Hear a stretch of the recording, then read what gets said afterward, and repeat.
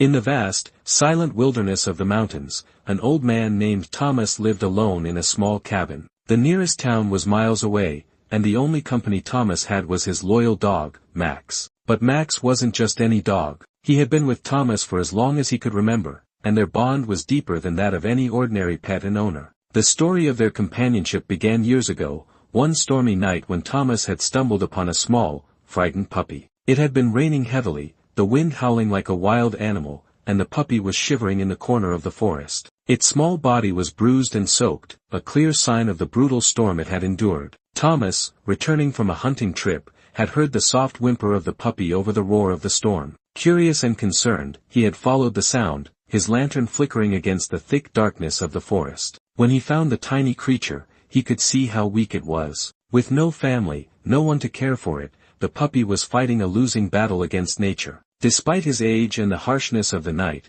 Thomas had bent down and gently scooped the pup into his arms, wrapping it in his coat for warmth. "You're not alone anymore," he had whispered to the trembling puppy, and from that moment, they were bound together. The old man carefully carried the puppy back to his cabin, where he fed it, tended to its wounds, and kept it warm by the fire. As the days passed, Thomas noticed how strong and resilient the puppy was, despite everything it had endured. Soon, the little creature was thriving. Thomas had given the pup the name Max, and they became inseparable. From the very start, Max had proven to be more than just a pet. He was an eager helper around the cabin. Whether it was bringing in firewood or chasing away stray animals, Max showed an intelligence and loyalty that Thomas had never seen in any other animal.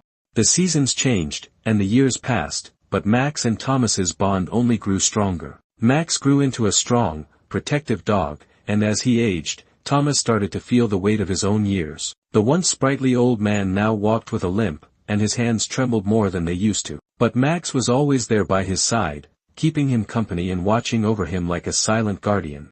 As the years went by, Thomas and Max developed a quiet, unspoken understanding. They didn't need words to communicate. A look, a gesture, was enough. Max understood Thomas better than anyone ever could. In the mornings, Thomas would go about his routine, chopping wood, tending to the small garden, and fixing the roof of the cabin. Max was always there, faithfully by his side, never far from his master's reach. The dog would often sit and watch the old man work, as though keeping a silent vigil over him. On the rare occasions when Thomas would take a trip to the nearby town, Max would walk beside him, his ears perked, watching over his owner. The villagers often marveled at the bond between the two. That dog would never leave his side, they would say. He's more than a pet to Thomas. He's family. But even as the bond between them deepened, Thomas couldn't ignore the reality of time. The years had taken their toll. Thomas's movements became slower, and his once sharp eyes had begun to blur with age. He could feel the weight of the years pressing down on him,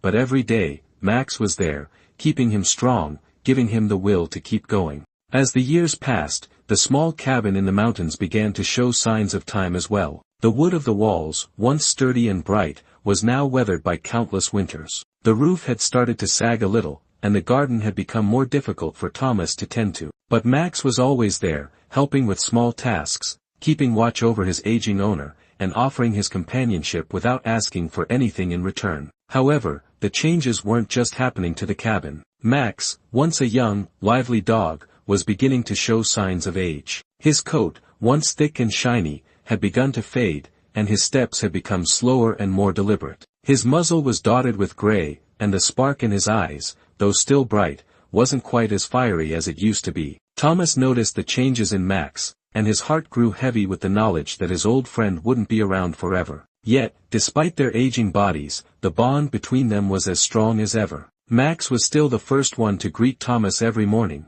his wagging tail the only thing that could bring a smile to Thomas's tired face. In the evenings, after a long day of work, the two would sit by the fire. Thomas would sip on his tea, his mind wandering to memories of the past, while Max rested his head on the old man's feet, his eyes half closed in contentment. It was these quiet moments that Thomas cherished most. He knew, deep down, that he had never had a friend like Max, a companion so loyal, so unwavering. As autumn settled in, the forests surrounding their home began to change. The once lush green trees were now painted in shades of gold and red. The air turned cooler, and the days grew shorter. Thomas, despite his slowing pace, continued to take walks with Max through the forest. They would walk side by side, the leaves crunching beneath their feet, the wind gently stirring the trees above. But one day, while walking along their usual path, Thomas tripped on a root and fell hard to the ground. He lay there for a moment, stunned, unable to move. Panic began to rise in his chest as he realized how alone he was. But before he could even call out for help, Max was by his side, his strong body nudging Thomas gently, urging him to get up. Max had always been protective of Thomas, but this was different. It was as if he knew something had changed. With a strength that belied his age, Max helped Thomas to his feet. The old man, his heart racing, clutched the dog's fur for support. Together, they made their way back to the cabin, slowly but surely. After that day, Thomas found it harder to hide his weakness from Max. He began to feel his age more acutely, the pain in his joints, the stiffness in his body, the exhaustion that seemed to settle deep into his bones. He relied on Max more than ever before, and it became clear that the dog was not just his companion, he was his protector. It was the beginning of winter when the storm hit. The sky grew dark and the winds howled, rattling the windows of the small cabin. The snow began to fall heavily, blanketing the world in a thick layer of white. The forest outside seemed to disappear into the storm, as if swallowed whole by the fierce winds and swirling snow. Thomas had planned to stay inside, away from the cold, but something about the storm felt different this time. He felt an overwhelming urge to check on the small shed where he kept his tools and firewood. He knew it was foolish, but the nagging feeling wouldn't go away. Max, sensing his master's unease, refused to let him go alone. Despite his own age, Max's protective instincts kicked in. The two ventured outside, the storm biting at their skin as they made their way toward the shed. Just as they reached the shed, a powerful gust of wind swept through the trees, knocking over a large branch. It came crashing down, just missing Thomas. In that moment, Thomas realized how close he had come to disaster. The storm was fiercer than he had anticipated, and he had been foolish to venture out in such conditions. As they made their way back to the cabin, Max walked beside Thomas, his body tense and alert. The storm was relentless, but the two of them had each other. They made it back to the warmth of the cabin, and Thomas was grateful, not just for the shelter from the storm, but for Max, who had protected him once again. Winter came and went, and Max's age became more apparent with each passing day. His once steady steps had begun to falter, and his breathing grew more labored, especially after long walks through the snow. Thomas, though growing frilier himself, still relied on his faithful companion more than ever. Their routine hadn't changed much. Thomas would go about his daily tasks, while Max kept watch over him, resting beside the old man whenever he could. But one day, Thomas woke to a silence that was almost too much to bear. The soft pitter-patter of Max's paws on the floor was missing. Instead, Max lay in his usual spot by the fire, but this time he didn't rise to greet Thomas. His breathing was shallow, and his eyes, though still filled with love, looked distant. Thomas's heart sank. He had known this day would come, but he hadn't been ready for it. He knelt beside his old friend, gently brushing Max's fur, tears welling up in his eyes. "You've been my protector, my friend, my family," Thomas whispered, his voice cracking.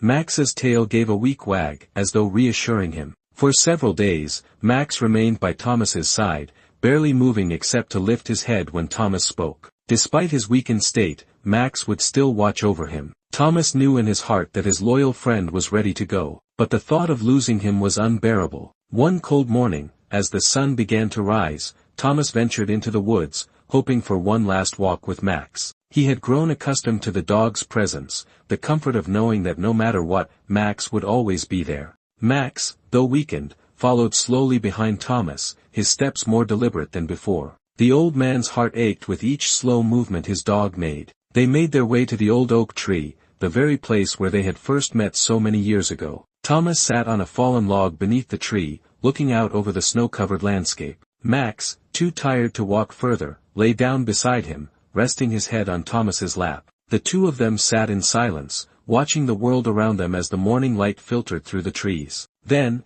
in the quiet of that moment, Max looked up at Thomas one last time. His eyes were calm, peaceful, as though he had come to terms with what was happening. With a soft, final sigh, Max closed his eyes, resting his head on Thomas's lap for the last time. Thomas held him, tears streaming down his face, feeling the weight of the loss deep in his chest. "Thank you, Max. You saved me more times than I can count," he whispered, stroking his dog's fur. "You were more than just a dog. You were my family."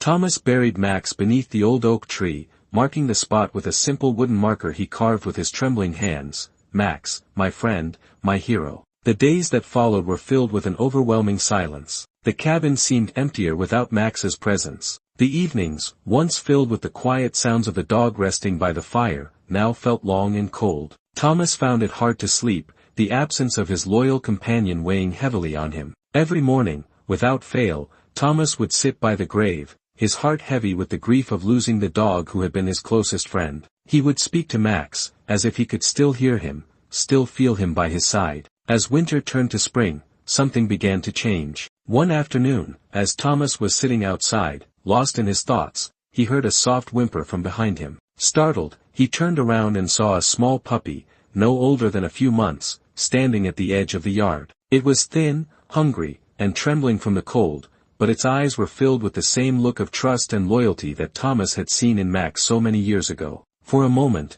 Thomas was frozen. The pain of losing Max was still fresh, and the thought of another dog felt almost like betrayal. But then, as if guided by something deeper than reason, he slowly rose to his feet and walked toward the pup. He knelt down and, with a gentle smile, spoke softly. "Well, little one, looks like you've had a rough start, haven't you?"